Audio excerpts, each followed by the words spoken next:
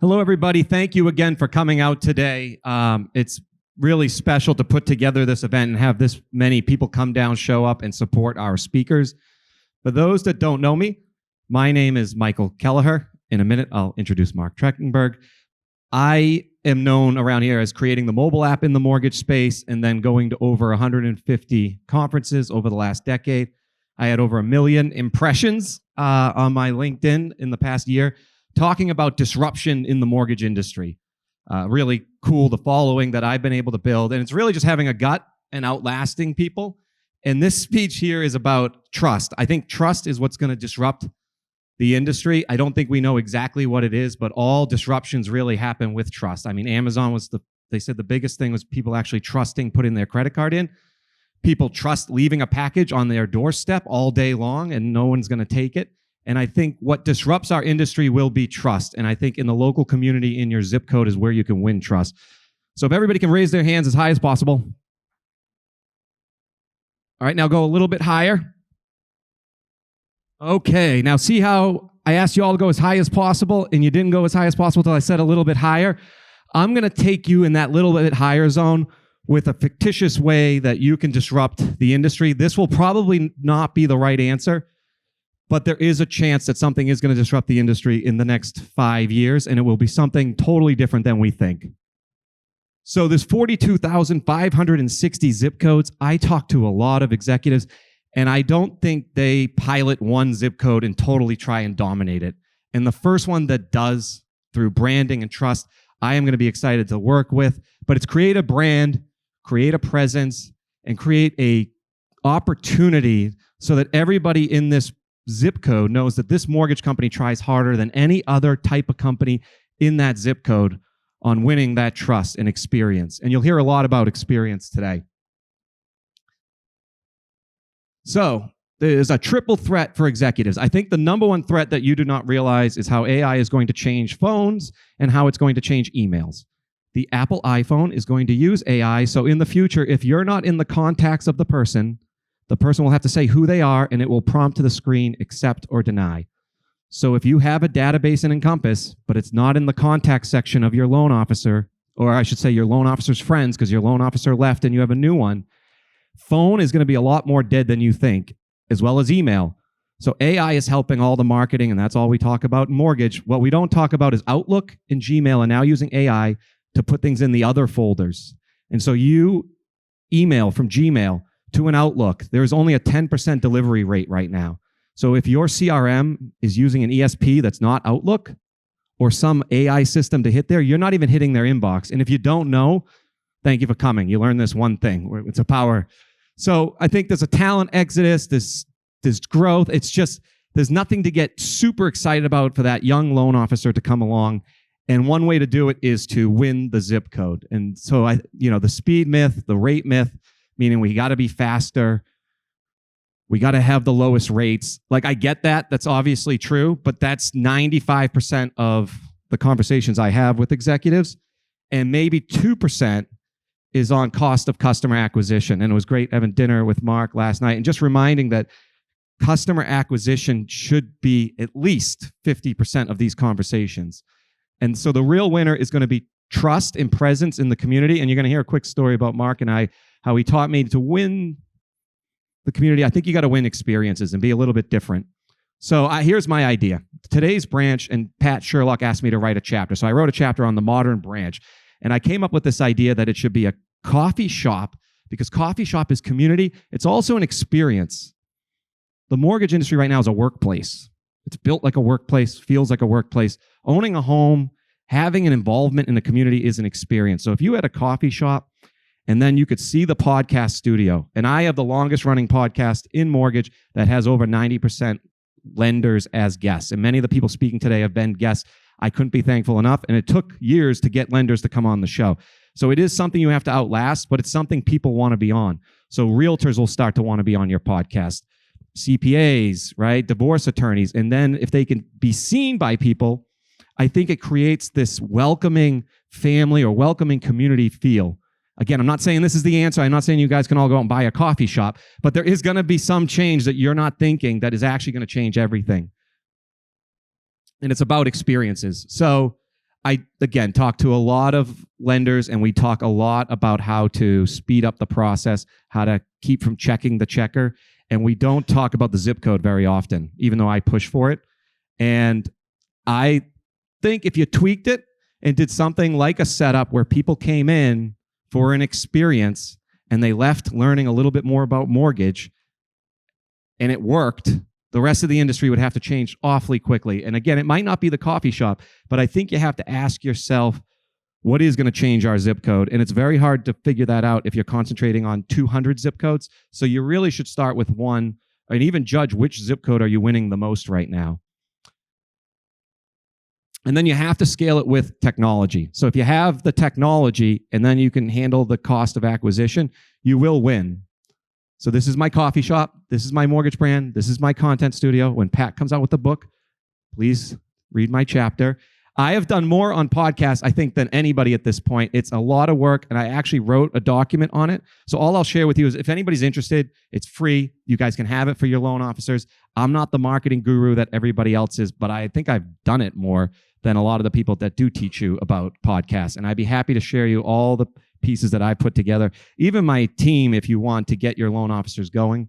But I think if you don't have podcasts and the power of podcasts, it's more about the guests, I say, than the viewers, because you can earn the trust of the guests. So I just wanted to say there are a lot of automation coming with bots and the ability to present. And I would just encourage you to focus on how can we look at some of that stuff top of the funnel? How can we get it into our loan officers' hands? How can we not repeat? So what happens is one of my clients did a blind study, top 20 lenders, and they filled out all their digital mortgages. Who has an awesome point of sale right now? Okay. So I wasn't expecting that. So you guys just saved a minute of the speech.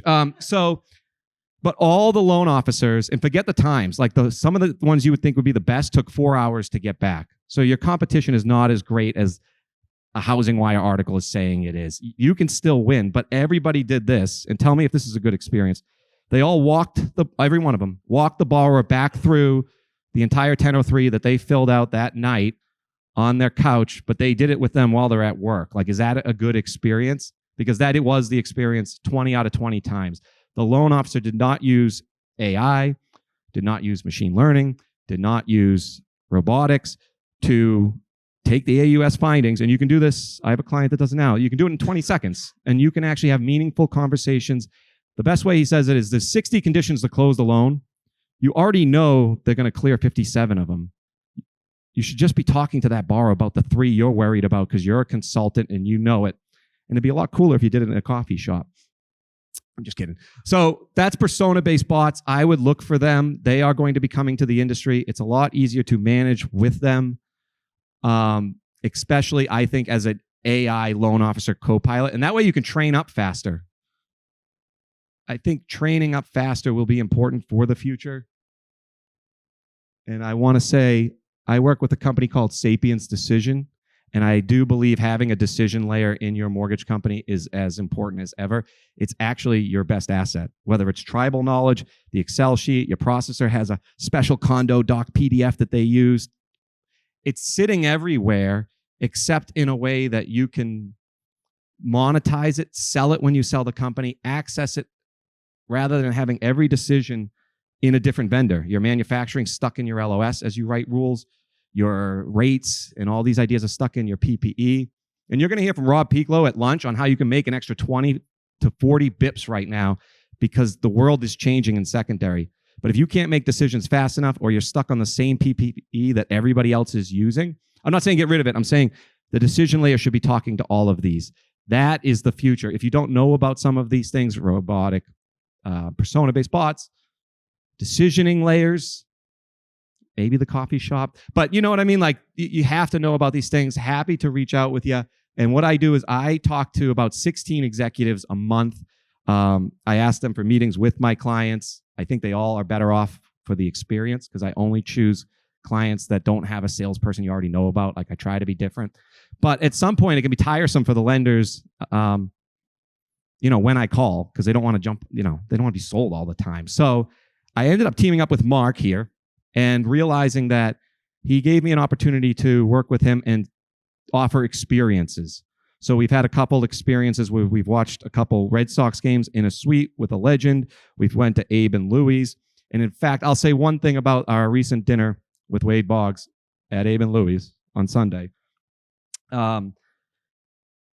Lisa Lang, I don't know if anybody knows her, but she runs a bank out of Maryland, came up with this idea that we went around the room and everybody said what they've done. I've been to how many conferences? No, I'm just kidding. But I've been to a lot of dinners at those conferences. I've never seen us do this before. And by the end, it felt like we were a community. It felt like the experience was so different. And when we left, I've never bonded more just from doing that exercise of everybody saying where they were. These are examples of experiences. I hope for the next 12 or so minutes, we can learn from Mark about experiences and how to use experiences to differentiate yourself so that you can bring it where? The coffee shop, your zip code, wherever you think it is. So, Mark, thank you for jumping on here. What you think of that? That was my first one. I liked it. I liked it a lot. It's funny. Michael came to me 48 hours ago and said, "Hey, you want to speak?" And I was like, "This is going to suck." Right. I'm like, okay, I'm going to give a really awful experience. When I started looking at it and I realized, okay, title's title. There's nothing fun about it. There's nothing good about it. It's a pain in the ass, but it's something that's needed. And I realized, hey, we're not selling title anymore. We're selling an experience and we're selling something that somebody needs. And at the end of the day, it's what the borrower experiences at the end, right? And it's very difficult to sit there and say how many moving parts are sitting in from the front all the way till closing and post-closing and beyond, right? And I looked at it, and I got fortunate to be around a lot of celebrities and athletes over the years and became friends with them, got opportunities to buy into a soccer team, got opportunities to sponsor those types of things, and realize at the end of the day, human beings interact with other human beings, right? And one of the things you look at in the mortgage process is that the experience is pretty awful. It's as awful as it can be, as it is today. And, because there's so many hands in that cookie jar, there's so many things happening all at once. And, I sat down and put Wade Boggs on the advisory board this past week. And part of that whole methodology was, what can we learn from each other? Right? What can we collaborate with each other? Everyone always looks at competition, and I don't look at competition at all. I look and say, okay, what can we do together? Right? Whether it's another title company, whether it's another mortgage company, whatever that may be, this world is changing so rapidly. The mortgage process is changing so rapidly. The mortgage industry is changing so rapidly. And instead of always looking at it of how do you undercut somebody, it's how do you actually bring people together? The world we're living in today is ridiculously different than it's ever been. The access to information, whether it's true or false, becomes a big juggernaut into what we do, right? You look at it from a standpoint of LOSs, POSs, title production software, to everything in between, to AI, to everything. And you got to start looking at it and go, how did this occur? Right? And why is this occurring? And what, at the end of the day, we all assume what the outcome needs to be. And that's what we drive towards certain experience. We say, okay, we want this outcome, but we stop listening to what the borrower wanted. We stop listening to what our client wanted. We stop listening to everything else because we all sit in rooms like this and hear what we're supposed to hear and what we're supposed to go do. But we really forgot that this thing is really that easy. It's a 1003. It's lending money, and it's closing on a loan for somebody's livelihood. Right? It's their biggest asset. It's their biggest liability at the same time overall. And we have stopped talking to people in a humanistic approach because we have these initiatives that we're supposed to have. And instead of working towards how do you collaborate with that, that's what creates the experience that people actually don't want. Right? And you start looking through it and you start asking yourself, what do I need to do? Right? And then what I started realizing was I started learning from a lot of other people outside of this industry. Right? I said, okay, why is Amazon doing this? And what can we learn from what Amazon did to build that type of a company? What did Google do over here? Sports teams are one of the most interesting things of how they navigate, right? Good, bad, or indifferent. You're looking at a huge entertainment side of it, right? Now these people are getting paid $300-400 million, and they have to show up. And if they don't show up, it becomes a huge juggernaut into how the teams make money. It went from being a sports team to now a real estate company. Right? If you look at the most successful sports teams, they created an experience of what their stadium was, right? The Raiders are doing it right now. Robert Kraft and Jerry Jones were the first two to build the real estate around their stadiums to create an unbelievable experience. So when you go into that stadium, it wasn't just about watching football. It was, what are you able to do? And then as you bring people in and bring partners in, okay, what does that look like and what does that mean? Right. And I think everybody starts chasing what they want that result to be rather than understanding what it really looks like around and how do you really create something that's meaningful. Can I just ask you real quick too? You were talking while we're on sports teams. By the way, both those sports teams probably have a coffee shop around the stadium. You were talking with Henry about the different experiences of the soccer team you purchased and how you understood cost and how maybe somebody just jumps in to own a team versus you evaluating the experiences and why you chose the soccer team, and maybe explain the jersey. Yeah, I mean, when we looked at it, you had Major League Soccer and then you had USL, and I looked at it. Jose Batista is a business partner of mine on the soccer team, and it really looked at it and said, okay, what's the demographic we're going after?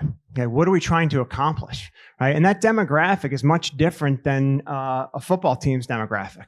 Right, and you look at it and say, okay, what experience do they want? They want to be able to go into a venue like that, pay $25 to go sit in a seat and have fun. Right. Going to the movies now costs more than going to see my soccer team, right? And that was one of the ideas behind it, which was get the business off of something other than selling the seed, right? And that came off of the whole thing with Kraft and everything was, okay, what does that look like? And what are we trying to drive in the soccer side of it? And you look at it, it's like, okay, you only have, maybe 20,000 people that can fill the stadium, but the stadium's filled.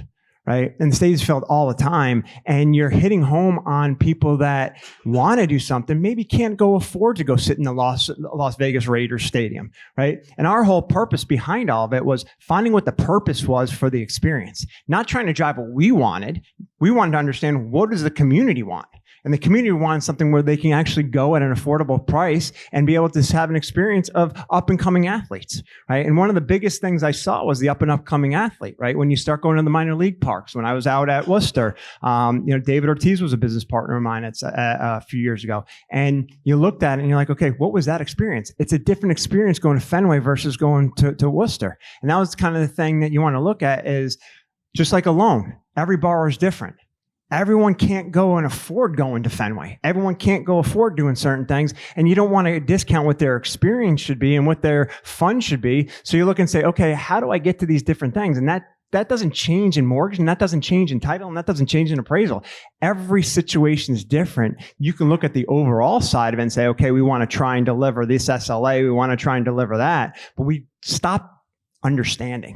And when I realized on the soccer side of it, when we started understanding who we were going after, that started having a meaningful impact on my other businesses, right? And I realized what I needed to do was stop talking about title. Start talking about what it means to everybody else and what it means within the ecosystem, and creating the ecosystem with the great experience. And at the end of the day, the borrower being happy, because that's what title is. It's really about making the closing experience as pleasurable as possible, because that's the last piece of the pie that borrower gets to see and gets to understand, right? And when I realized stopping to realize trying to sell them my knowledge on title, it was like, stop selling the knowledge on title. Start focusing on how you can create an unbelievable process and an unbelievable outcome.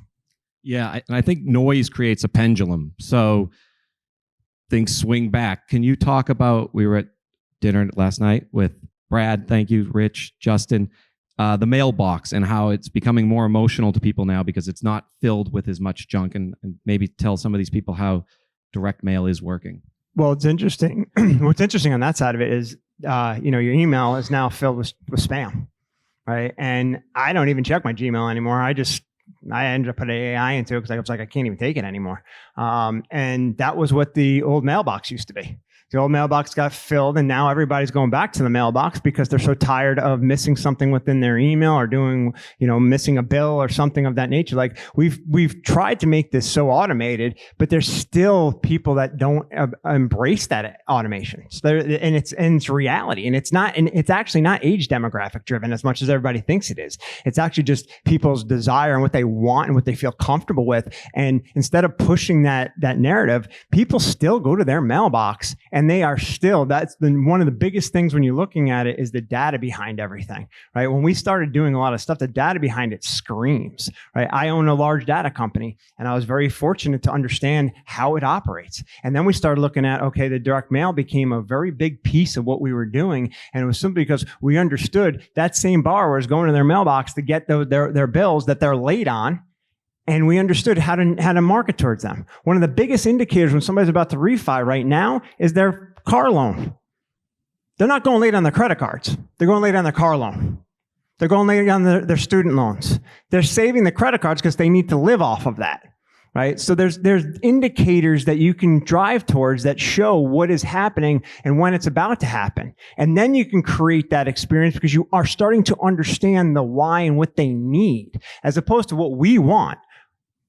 Typical Americans drive what we want, right? We stop the listening aspect of it and the understanding of what do they want, right? And we sit in mortgage rooms all the time, and it's like we're driving the same thing, but not every bar is the same. Not every mortgage company is the same. Not every appraisal company is the same. Not every title company is the same, right? And sometimes it's okay to walk away and go, hey, this isn't the right fit because I'm not going to be able to deliver the right experience, right? As a national title company, I'm not going to go and do retail.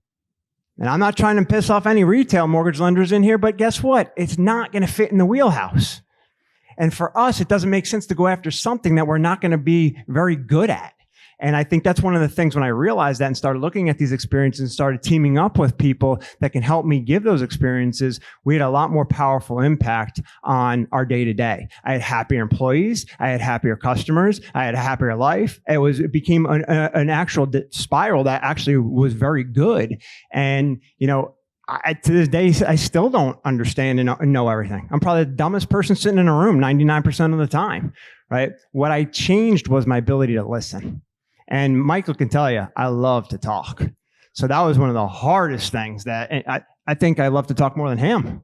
And that's a challenge, right? And I think at the end of the day, it becomes one of those things that when I really started focusing on the ability to understand, it started focusing on what the real experience and outcome was, because I wasn't driving what Mark Trachtenberg wanted. I was driving what people needed. Yeah, to put this whole day together from what we've heard so far, you have an amazing understanding of data. And I think the more you talk about it, it's overwhelming for lenders. They say, well, how can I implement it?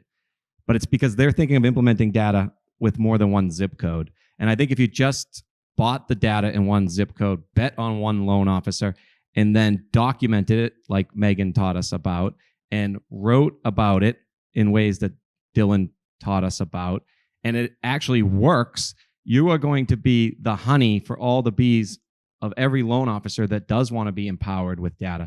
I think the biggest problem with data is nobody knows how to implement great data, but the data is getting better and better, right? So power minute and 20 here.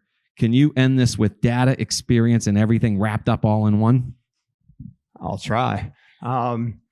I think at the end of the day, one of the things that comes up is what is in the data and what does it mean? And I think everybody just looks at either lead generation and saying, okay, well, if I buy enough of these things, I'm going to be able to convert. Or if I hit enough realtors, if I put on this venue, I'm going to be able to do that. And the answer is that's changing. I guarantee you in the next 5 years, it's not going to work the same way as it is. It doesn't mean you got to eliminate the relationship side of it, because that's part of the experience. But understanding what that relationship is through the data side of it, through the algorithms and through everything else, is the most powerful piece of it, because at the end of the day, you're taking the time and energy that and money that you spend, and you're putting it to the right use. And I think the reality of it is when people start learning and understanding that, you can really become more powerful. And the funny thing that I realized was 90% of the title companies out there use me and they don't even know it.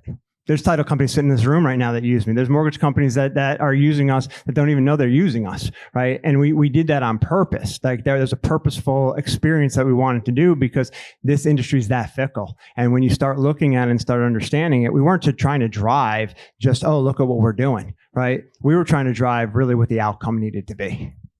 Yeah, I think a big takeaway is data. Be a data company. At dinner last night, I won't say what the use is. We'll leave you with this. Like my dad always said, Ira Udini, leave the audience wanting more. There are people that can find out if people are in therapy or not with data. And if you knew that, could you originate a different type of mortgage than you were thinking when you called them?